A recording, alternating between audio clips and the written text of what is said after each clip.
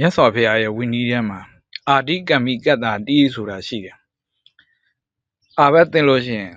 အာဘက်ဖြေရတာပေါ့တန်ဃာတွေစုပြီးတော့အာဘက်ပြန်ဖြေရတယ်အာရိကမ္မိကတ္တာတိဆိုတာကျတော့အာဘက်ကိုသင်တယ်ဆိုလို့ရှိရင်လောက်ရမယ့်အလုပ်ရက်အတိုင်းတာရှိတယ်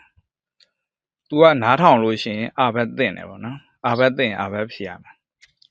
နားမထောင်ဘူးပေါ့အဲ့ဒီရက်အတွင်းမှာအလုပ်လုပ်เสียမရှိဘူး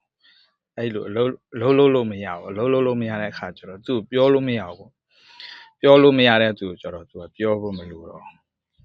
အာဘက်ဖြေဖို့မလိုဘူးပေါ့နော်အဲ့အကြောင်းတော့အာဘက်သင်တော့သင်တယ်ဒါပေမဲ့သူ့အာဘက်ဖြေလို့မရတဲ့အတွက်အာဘက်သင်တယ်လို့မပြောတော့ဘူးအဲ့အကြောင်းတော့အာဘက်မှာအာဒီကမ္မိကတ္တာတိဆိုတာ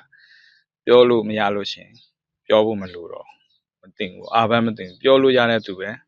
အာဘက်သင်တယ်ပြောလို့မရတဲ့သူကအာဘက်မသင်